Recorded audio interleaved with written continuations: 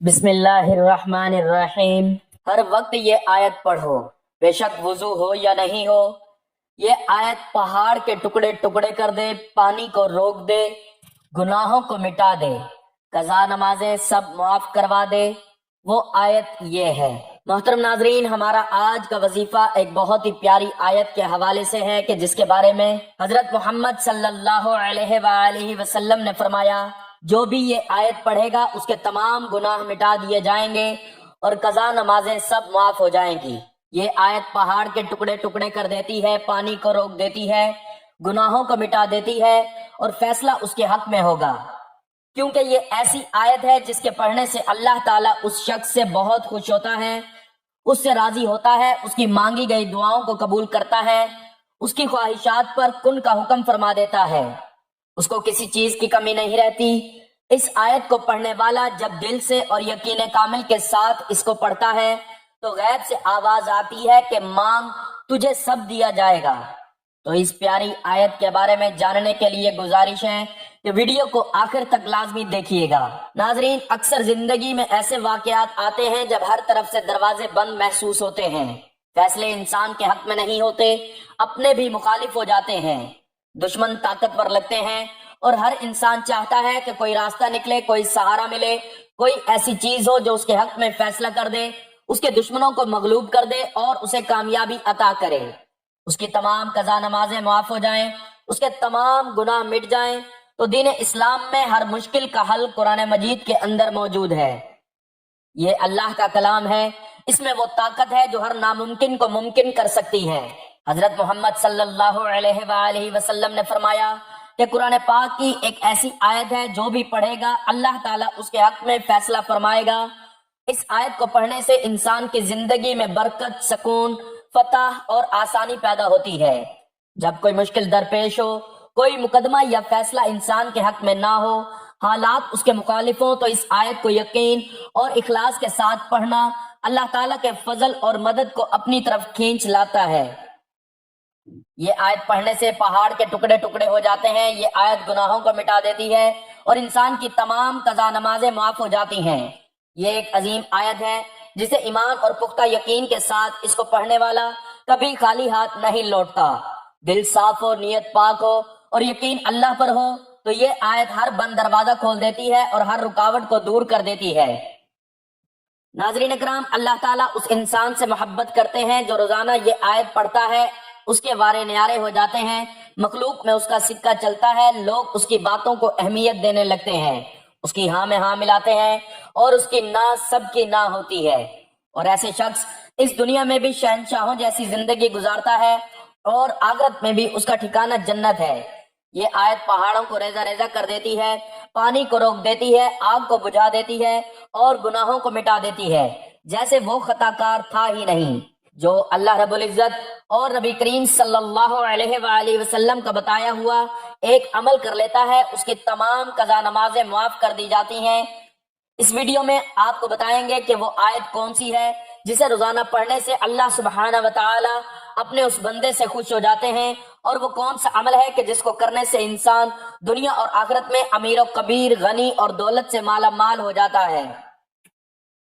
ناظرین محترم، یوں تو قرآن پاک میں نازل کی گئی ہر ایک سورت، بلکہ ہر ایک آیت، ہر ایک لفظ اللہ تعالیٰ کی عظمت اور بزرگی کا اعلان کر رہا ہے، لیکن یہ آیت مبارکہ جو اللہ نے خاص غریبوں کو نوازنے کے لیے قرآن پاک میں نازل فرمائی ہے، جو بھی ہر روز اس آیت مبارکہ کو پڑھنے کا اپنا معمول بنا لیتا ہے تو اللہ پاک اس کے گناہ معاف کر دیتے ہیں، اس کی جتنی بھی حاجتیں ہوتی ہیں پوری ہو جاتی ہیں، چند ہی دنوں میں وہ امیر سے امیر تر ہو جاتا ہے۔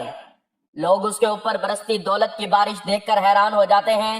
اس آیت کے بارے میں بتانے سے پہلے آپ کو ایک ایسا عمل بتاتے ہیں جس کی قرآن میں بار بار تاکید فرمائی گئی ہے۔ چنانچہ اللہ تبارک و تعالیٰ نے بار بار قرآن میں اپنے نبی آخر الزماں اور آپ کے صحابہ کی اولاد تمام مومنین کو جس عمل کو بار بار کرنے کی تاکید فرمائی ہے وہ اللہ تعالیٰ کا شکر ادا کرنا ہے۔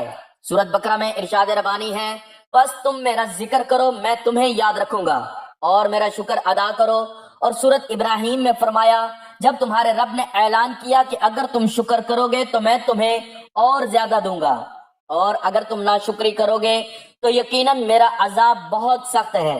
سورت لقمان میں فرمایا ہم نے لقمان کو حکمت دی کہ اللہ کا شکر ادا کرو، اور شکر کرتا ہے وہ اپنے ہی فائدے کے لیے کرتا ہے، اور جو کوئی ناشکری نہیں کرتا تو بے شک اللہ بے نیاز سب خوبیوں والا۔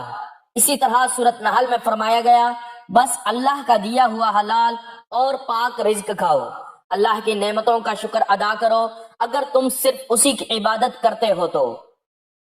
سورت المومنون میں فرمایا گیا ہم نے اسے راستہ دکھایا، خواہ وہ شکر گزار بنے یا ناشکرا بنے۔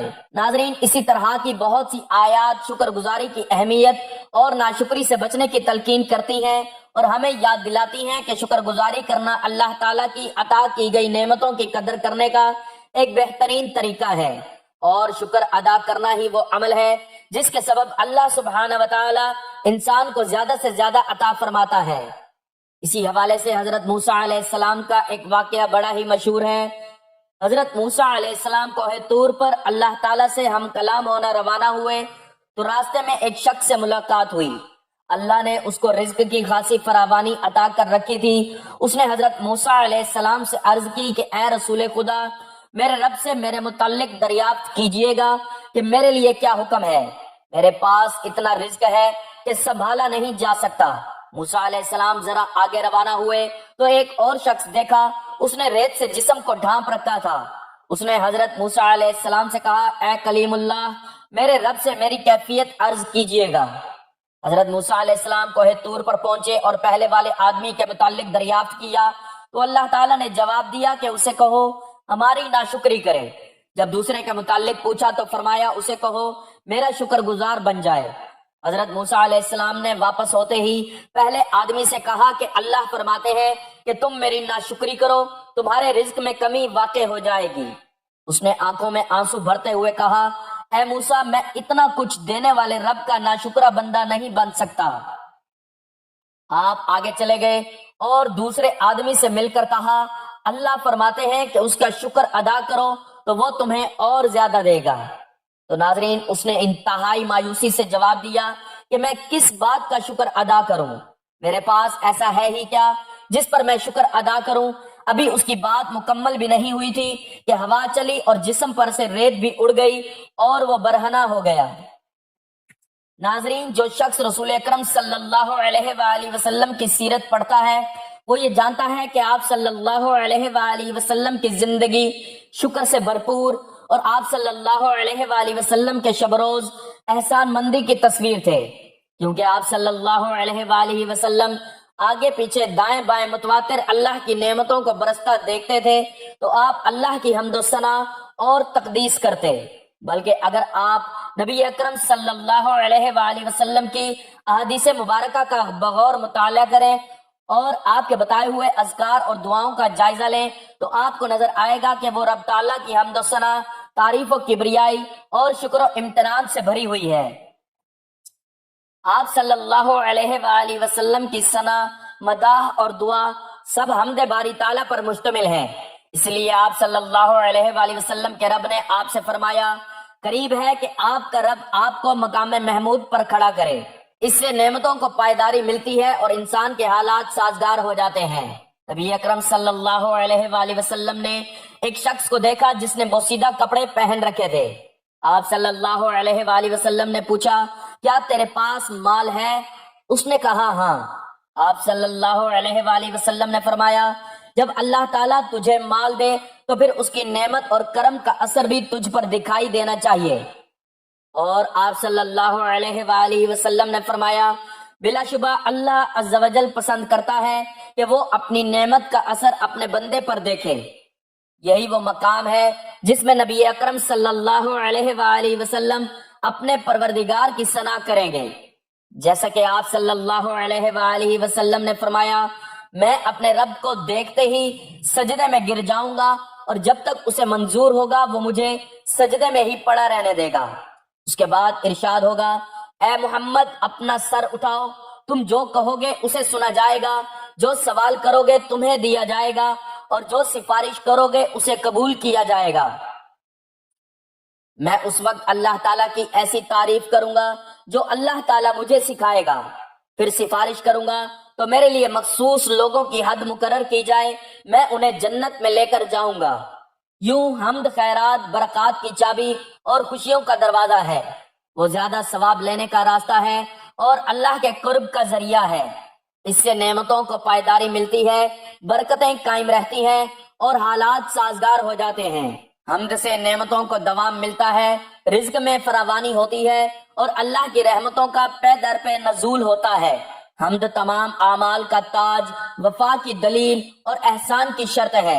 رسول ہدایت صلی اللہ علیہ وآلہ وسلم اپنے رب کے مقام و مرتبہ اور اپنے خالق و مولا کی عظمت کو سب لوگوں سے زیادہ جاننے والے ہیں۔ جو شخص آپ صلی اللہ علیہ وآلہ وسلم کی سیرت کا مطالعہ کرتا ہے وہ دیکھتا ہے کہ آپ کے جسم مبارک کا ہر عضو رب تعالیٰ کی شکر گزاری میں مصروف رہا۔ آپ صلی اللہ علیہ وآلہ وسلم کا دل شکر گزار، زبان ذکر الہی میں مشغول، روح آسمانوں اور زمین میں اللہ کی تسبیح کرنے والی اور اعضاء اپنے رب کی رضا میں مصروف عمل رہتے تھے۔ لہٰذا آپ سب لوگوں سے بڑھ کر اپنے رب کے شکر گزار اور اپنے مولا کے سب سے زیادہ حمد کرنے والے تھے۔ آپ صلی اللہ علیہ وآلہ وسلم نے اسی دن اپنے رب کا دل سے شکر بھی ادا کیا جس دن آپ کو کامل یقین ہو گیا کہ ہر چھوٹی بڑی، نئی پرانی اور ظاہر و باطن نعمت صرف اللہ وحدہ کی طرف سے ہے جو بلند شان والا ہے۔ مومن کے نزدیک شکر گزار دل ہونا عبودیت کے ارکان میں سے ہے، کیونکہ وہ یقین رکھتا ہے کہ اسے حاصل ہونے والی ہر نعمت صرف اللہ تعالیٰ کی طرف سے ہے۔ سیدنا صوبان رضی اللہ تعالیٰ عنہ سے مروی ہے کہ نبی اکرم صلی اللہ علیہ وآلہ وسلم نے فرمایا، تم میں سے ہر کوئی شکر کرنے والا دل اور ذکر کرنے والی زبان رکھے۔ آپ صلی اللہ علیہ وآلہ وسلم نے اپنی زبان سے بھی اپنے رب کا شکر ادا کیا اور ہمیشہ اپنے رب کی حمد و ثنا میں مصروف رہتے۔ آپ صلی اللہ علیہ وآلہ وسلم خوشی و غمی، سختی و آسانی اور ہر زمان و مکان میں ہمیشہ رب رحمان کی حمد و ثنا کے نغمے گاتے۔ کھانا کھاتے تو آپ اپنے رب کی حمد و ثنا کرتے، کوئی مشروب پیتے تو اپنے خالق کا شکر ادا کرتے، کپڑے پہنتے تو عطا کرنے والے کی تعریف بجا لاتے اور سواری پر سوار ہوتے تو اپنے رب کی نعمت کا اعتراف کرتے۔ آپ صلی اللہ علیہ وآلہ وسلم عملی طور پر شکر گزار تھے، بلکہ آپ مشکل ترین اور دردناک حالات میں بھی اپنے رب کی شکر گزاری سے غافل نہیں ہوئے۔ آپ صلی اللہ علیہ وآلہ وسلم کے بارے میں مروی ہے کہ غزوہ احد میں آپ صلی اللہ علیہ وآلہ وسلم شکست کی حالت میں زخموں سے چور واپس آئے، جبکہ آپ صلی اللہ علیہ وآلہ وسلم کے کئی صحابہ کرام رضوان اللہ تعالی علیہم اجمعین کو شہید کر دیا گیا تھا۔ آپ صلی اللہ علیہ وآلہ وسلم کے نورانی چہرے کو زخمی کر دیا گیا تھا اور آپ صلی اللہ علیہ وآلہ وسلم کا رباعی دانت توڑ دیا گیا تھا۔ تو آپ صلی اللہ علیہ وآلہ وسلم نے فرمایا، برابر ہو جاؤ یہاں تک کہ میں اپنے رب کی ثنا کروں۔ سو نبی اکرم صلی اللہ علیہ وآلہ وسلم نے اپنی امت کو شکر کے نہایت لطیف اور پرحکمت معنی سکھائے کہ مصائب پر بھی اللہ کا شکر ادا کیا جائے اور اس کی تعریف کی جائے، کیونکہ یہ یقین تسلیم کا اعلیٰ درجہ اور رضا کا سب سے اونچا مقام ہے اور رضا صبر سے عرفہ ہے۔ یہی وجہ ہے کہ اللہ تعالیٰ نے معرکہ احد کا ذکر کرنے کے بعد آپ صلی اللہ علیہ وآلہ وسلم اور آپ کے صحابہ کرام رضی اللہ تعالیٰ عنہ کے شکر کا ذکر کیا۔ چنانچہ فرمایا، اور جو کوئی اپنی ایڑیوں پر پھر جائے تو وہ اللہ کا کچھ بھی بگاڑ نہ سکے گا اور اللہ شکر ادا کرنے والوں کو جلد جزا دے گا۔ اللہ تعالیٰ کی حمد و ثنا اور اس کا شکر اس کی رضا اور مزید نعمتوں کا باعث ہے۔ اللہ تعالیٰ نے سب حمد کرنے والوں سے پہلے خود اپنی حمد کی ہے، تمام شکر سے پہلے اپنی ذات کی قدردانی کی ہے اور تمام ثنا کرنے والوں سے پہلے اپنی ذات مقدس کی ثنا کی ہے۔ چنانچہ فرمایا، سب تعریف اللہ تعالیٰ ہی کے لیے ہے جو تمام جہانوں کا پالنے والا ہے۔ ایک دوسرے مقام پر فرمایا، ساری حمد اللہ ہی کے لیے ہے جس نے اپنے بندے پر کتاب نازل کی اور اس میں کوئی ٹیڑھ نہیں رکھی، اور فرمایا، اور کہہ دیجئے سب تعریفیں اللہ ہی کے لیے ہیں جس نے کوئی اولاد نہیں بنائی۔ ام المؤمنین سیدہ عائشہ صدیقہ رضی اللہ تعالیٰ عنہ سے مروی ہے کہ اللہ کے نبی صلی اللہ علیہ وآلہ وسلم رات کی نماز میں اتنا لمبا قیام کرتے کہ آپ صلی اللہ علیہ وآلہ وسلم کے پاؤں مبارک سوج جاتے۔ سیدہ عائشہ صدیقہ رضی اللہ تعالیٰ عنہما نے ایک مرتبہ عرض کیا، اللہ کے رسول صلی اللہ علیہ وآلہ وسلم، آپ اتنی زیادہ مشقت کیوں اٹھاتے ہیں حالانکہ اللہ تعالیٰ نے آپ کی اگلی پچھلی تمام لغزشیں معاف کر دی ہیں؟ آپ صلی اللہ علیہ وآلہ وسلم نے فرمایا تو کیا پھر میں اللہ تعالیٰ کا شکر گزار بندہ بننا پسند نہ کروں؟ آپ صلی اللہ علیہ وآلہ وسلم نے عمل، عبادت اور قرب و اطاعت کے ساتھ اللہ کے شکر کی ترجمانی کی۔ رات کے پچھلے پہر جبکہ لوگ آرام کی نیند سوئے ہوئے ہوتے ہیں قیام کیا۔ طویل مناجات اور رکوع و سجود کی کثرت آپ صلی اللہ علیہ وآلہ وسلم کا شوق تھا۔ آپ صلی اللہ علیہ وآلہ وسلم نے اللہ نے آپ کی اگلی پچھلی تمام لغزشیں، تمام خطائیں معاف کر دی کہ پیش نظر عمل کو ترک نہیں کیا، بلکہ اس کی وجہ سے مزید اطاعت اور باکثرت نوافل ادا کر کے خود کو عبودیت کی چوکھٹ پر ڈال دیا، اور اپنی نیند اور آرام کے اوقات میں بھی اللہ مالک الملک کی مناجات اور شکر میں صرف کیے، کیونکہ کرم و احسان کرنے والے کا یہ حق ہے کہ اس کا شکر ادا کیا جائے اور کثرت سے اس کی حمد و ثنا کی جائے۔ وہ اپنی تعریف کے ساتھ پاک ہے۔ آپ صلی اللہ علیہ وآلہ وسلم اپنے رب کی پے در پہ حمد کرتے اور اپنے خالق کی کثرت سے ثنا کرتے۔ چنانچہ آپ صلی اللہ علیہ وآلہ وسلم دعا کرتے ہوئے فرمایا کرتے، اے اللہ، حمد تیرے ہی لیے ہے، تو آسمانوں اور زمین کو روشن کرنے والا ہے، تعریف تیرے ہی لیے ہے، تو آسمانوں اور زمین کو کنٹرول کرنے والا ہے، حمد تیرے ہی لیے ہے، تو آسمانوں کا، زمین کا، جو کچھ ان میں ہے سب کا رب ہے۔ آپ صلی اللہ علیہ وآلہ وسلم کے فرمان میں اللہ کی ربوبیت پر اس کی حمد ہے، کیونکہ وہی خالق، رزاق، کائنات میں تصرف اور اس کی تدبیر کرنے والا ہے، جس کی بنا پر وہ اس بات کا مستحق ہے کہ بندے اس کا شکر ادا کریں، اور ہمارے رسول صلی اللہ علیہ وآلہ وسلم تمام شکر گزاروں میں سر فہرست ہیں۔ اور یہ پتہ چلتا ہے کہ اللہ کے حاکم و قیوم ہونے کا تقاضا ہے کہ وہ اپنے بندوں کی اصلاح کرے، ان کے معاملات کو چلائے اور ان کی مصلحتوں کا خیال رکھے۔ چنانچہ آپ صلی اللہ علیہ وآلہ وسلم کی حمد اسی عظیم فضل کے باعث ہی آپ صلی اللہ علیہ وآلہ وسلم پر نازل کی ہوئی کتاب قرآن مجید کا آغاز بھی اللہ کی حمد کے ساتھ ہوتا ہے۔ ارشاد باری تعالیٰ ہے، سب تعریفیں اللہ تعالیٰ کے لیے ہیں جو تمام جہانوں کا پالنے والا ہے۔ محترم ناظرین، پورے کا پورا قرآن شاہکار ہے اور اس کا ایک ایک حرف بنی نوع انسان کے لیے بیش بہا خزانہ ہے۔ قرآن پاک کی ہر ایک صورت بیش بہا اور قیمتی موتی ہے، ہر ایک صورت بیش بہا زیور کی مانند ہے، جبکہ پورا قرآن اس صندوق کی طرح ہے جس کے اندر طرح طرح کے قیمتی جواہرات اور زیورات بھرے ہوئے ہیں۔ ان قیمتی جواہرات سے وہی لوگ مستفید ہوتے ہیں جو ہر روز قرآن شریف کو کھولتے ہیں اور اس کی تلاوت کا شرف حاصل کرتے ہیں۔ ناظرین، یہ ایک ایسی آیت ہے جس سے روزانہ پڑھنے والا کبھی مایوس اور نامراد نہیں ہوتا۔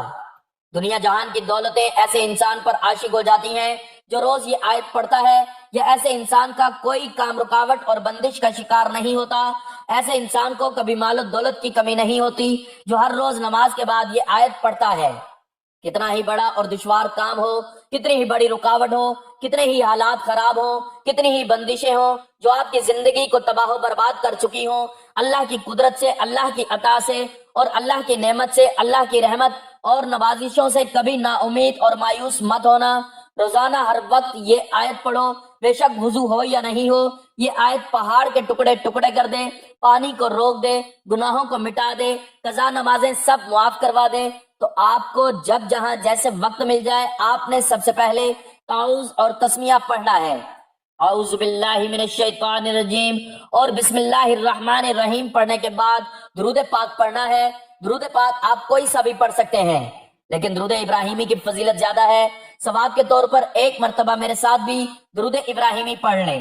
اللہم صلی علی محمد وعلی آل محمد کما صلیت علی ابراہیم وعلی آل ابراہیم انک حمید مجید۔ اللہم بارک علی محمد وعلی آل محمد کما بارکت علی ابراہیم وعلی آل ابراہیم انک حمید مجید۔ درود پاک پڑھنے کے بعد اپنے گناہوں کی معافی کا تصور کرتے ہوئے، قضا نمازوں کی معافی کو ذہن میں لاتے ہوئے آپ نے یہ آیت مبارکہ پڑھنی ہے۔ سبحان اللہ و بحمدہ سبحان اللہ العظیم۔ یہ وہ آیت ہے جسے انسان کے تمام گناہ مٹ جاتے ہیں۔ یہ آیت پہاڑوں کو ریزہ ریزہ کر دے، پانی کو روک دے، آگ کو بجھا دے اور قضا نمازیں سب معاف کروا دیتی ہے۔ اس آیت کو روزانہ کسی بھی نماز کے بعد ایک تسبیح پڑھ لیا کریں، اور چلتے پھرتے بھی آپ یہ عمل کر سکتے ہیں۔ نبی کریم صلی اللہ علیہ وآلہ وسلم نے اللہ تعالیٰ کی خوشنودی اور رضامندی کے حصول آخرت کی ابدی اور دائمی نعمتیں پانے، جنت کے بلند درجات حاصل کرنے اور کم وقت میں زیادہ ثواب حاصل کرنے کے لیے مختلف اعمال و اذکار بیان فرمائے ہیں اور انہیں کرنے کی ترغیب و تاکید کی ہے۔ انہی اذکار میں ایک اور ذکر لا حول ولا قوت الا باللہ کا ورد ہے۔ اس آیت مبارکہ میں اس کے بہت سے فضائل وارد ہوئے ہیں۔ اس کا ورد کرنا دنیا و آخرت کی بہت سی نعمتوں کے حصول کا ذریعہ ہے۔